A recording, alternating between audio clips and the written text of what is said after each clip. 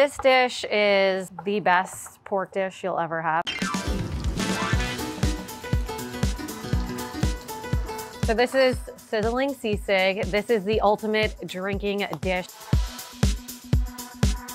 So much texture going on. Holy smokes. We need a beer.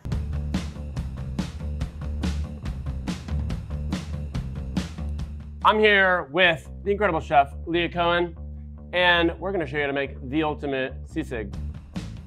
Sisig actually comes from Pampanga, which is a region in the Philippines. And people are doing sisig with all different types of protein. People are doing tuna sisig, tofu sisig, mushroom sisig. This dish has 5 different cooking techniques, right? We braised the pig's head to make it nice and tender. Then we grilled it to give it that char and that smoke. Then we deep fried the pig ears to give it a nice crispy texture. We sauteed it first to crisp everything up. And then we sizzled it to make it just really aromatic, and then also to make the bottom nice and crispy as well. It's like a mystery in every bite. You don't know if you're gonna get something crispy, if you're gonna get something chewy and snappy from the ears, and then something creamy from the egg as well. So I just love this dish. Isn't she beautiful? She is pretty.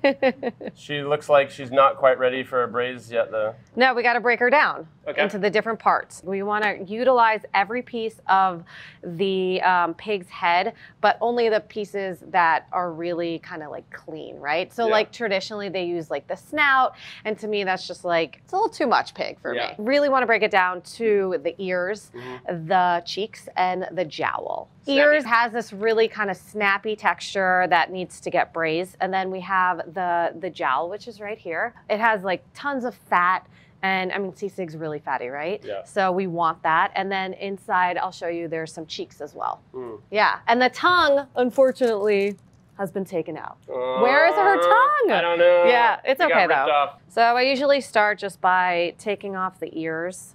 One ear, check. And so back in the day when we opened Pig and Khao like 11 years ago, we'd have pig parties. After service, we would break down pigs at like 1 a.m. and we would drink beer. Love it. But then the crazy part was we were left with all these skulls. You have to triple bag them, and then you have to just kind of get rid of them, because what are you gonna do with like 200 pounds of skulls? You can make stock, right? Yeah. I mean, you know this, the skulls just, they're so hard and so dense, they don't really make great stock. Yeah, like, so we have this, basically it's like the side of the pig's face. We have the cheek right here, which is a nice nugget of meat. And then we have the jowl, which is like the bigger section of it. I like to clean kind of all of these glands off and trim off some of the fat because we don't want it super fatty, and then the skin. And I think what makes my sisig stand out than some other people's is I really do take the time to trim it all down, and so it's really nice and clean. Basically, this dish came out of necessity, right?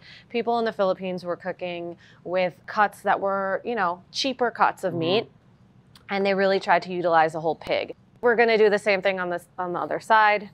And you can try to get all the like small little pieces of meat from like other parts of the head. Right here is like the main. A little bit of a collar there too. Yeah, the main pieces. I love pork skin. I turn it into chicharron, but I think for this purpose, it's much nicer if you just kind of take it off just for like texturally. It's a little too tough and chewy. Yeah.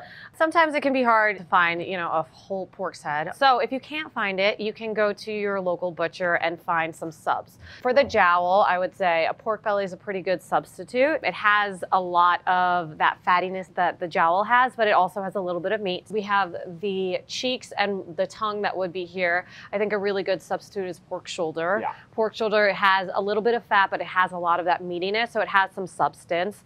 And then the ears, for me, are non-negotiable. You need to have ears in your sisig.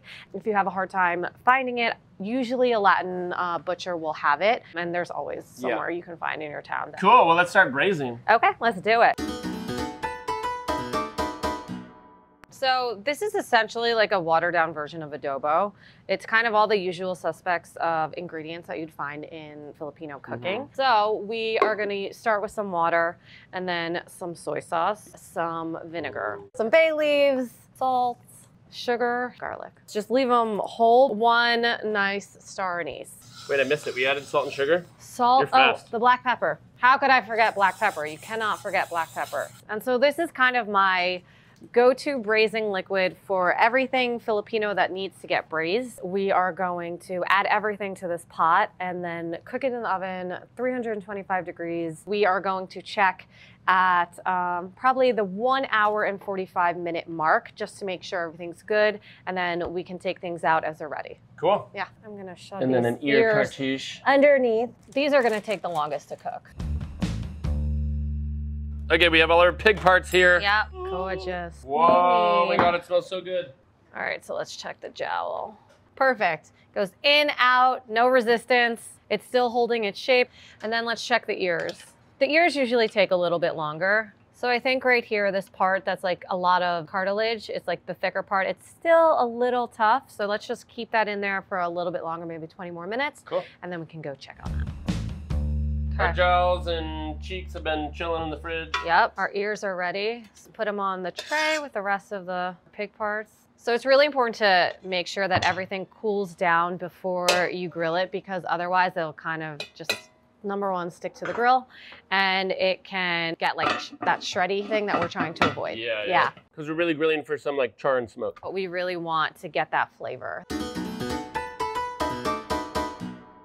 So we've got our braisy pig meat. face, yep. So the jowl, it is super fatty, so it might flare up. So it is kind of nice that you have this area. We're just trying to get that smoke, Smoky. that char on the outside. Here comes that smoke. The best is like when people do this at my restaurant and they'll fill the entire like 6-foot grill with jowl. Oh God. Yeah, we had the fire department come once. It was pretty bad. Honestly, this is gonna be better than the restaurant because we're using real charcoal. So we'll let this chill in the fridge for like an hour and then we'll come back and dice it up. Oh my God, home stretch. It doesn't have to be like a perfect dice. Is that good then? Yeah, that looks great. Yes. Once you wind up dicing it, you could be eating any piece of the pig, right? When you tell them like, oh, you know, you're eating pig's head, makes them think that maybe they should be eating more pig's head. I'm into that. So you can keep it in the fridge for, I would say like 5 days, or you can freeze it. I mean, do you see how it's a lot? It yielded a lot. Yeah. So it's great. I mean, you can see all the different textures going on, the different colors alone, just like the pink, the white from the fat. That char is really gonna make this, and I think it's important to like spend the time to really get that flavor. Yeah, and also once you chop it up, I mean, each cube only has like one tiny grill side to it. Exactly. So it's not... This is great, and we did a lot of cooking techniques, but I got one more for you. Yeah, all right. can't wait. So I want to take one of the ears and deep fry it because we need more texture for this dish. What do you think? I want to do it. Yeah, let's do it. I want to do it. It is pretty wet. We want to kind of get out all that moisture so it gets really nice and crispy. We're also going to dust it in a little bit of rice flour just to kind of give it a little bit of texture. But honestly, like you don't even know that it's coated. Very light dusting, and then shake off all the extra. Ready? Yeah. 1, 2. It's gonna pop. And then when you think it's done, it'll pop again. So what we're looking for is basically you kind of want it to stop popping. It's gonna be a nice dark golden brown, but we're really just, yep, see, it's still popping. That's what we're looking for. So we wanna make sure that these cool down completely. Before we cool them, we wanna add a little bit of salt, just so they get nice and seasoned and the salt sticks to it. I love it. Mmm. Oh my God. It's good, right? Crispy and crunchy. Crispy, crunchy, porky. Yeah, they're the perfect garnish for this dish. It really, I think, just takes it to like the next level. Before we make the dish, we have a few more things to do. We have lime leaves. This is actually not very traditional. I think it adds like a nice brightness to the dish, and it kind of reinforces the citrus that we want. All right, so we have the chilies for some heat. We need to slice thin, and then some ginger that we want to mince. Okay. We also have some minced garlic and some red onion. Because we can't get calamansi, which is the best, you use a combination of lemon and lime. And it is not a substitute, but it is pretty close. What we've been building up so far is just seasoning the meat as it goes, but these are the flavor profiles that are really gonna stand out. So we have the Maggi sauce, which is this really rich umami, kind of like liquid MSG. And then you have the red boat fish sauce, which also adds some umami, some saltiness. And I like to do it in a carbon steel or nonstick pan. Okay. And then we're just gonna heat up a little bit of oil because there's so much fat in the pork jowl, it's gonna render out. We want it to be a fatty, greasy dish, but we don't want it to be like too fatty. Once it's crispy, then you're gonna add all of your sauces. And at that point, if you drain it, then you're kind of draining out the flavor. So I think at this point, it's a good point to add in the aromatics. What I like about this is I wouldn't mind having like a couple big, huge Ziploc bags of this in my freezer. Yeah, at all times. We'll let that cook for like a minute or so, and then we'll add in our Maggi and our red boat fish sauce. And this is actually supposed to be a salty dish because you're supposed to eat it with rice. Turn this off. Oh my God, it looks so pretty. Squeeze some lemon.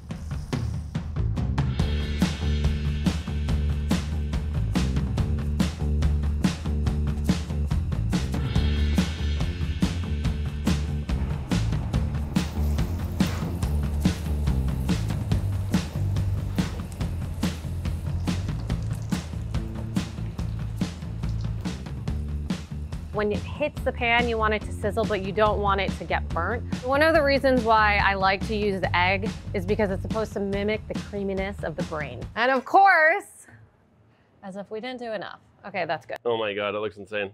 It smells insane. You can hear the texture in it. But the smell of the lime leaf and the ginger and the Maggi and the soy is so freaking good. It's a little salty on its own, but you eat it with rice. Filipinos eat it with a fork and a spoon. Are you ready? Yes! Oh my God. Oh my God. So you have a lot of texture going on.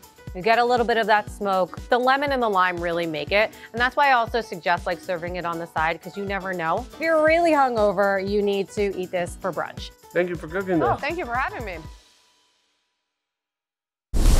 Subscribe to our channel and visit ChefSteps.com for more tips, recipes, guides, and tools to help you level up in the kitchen.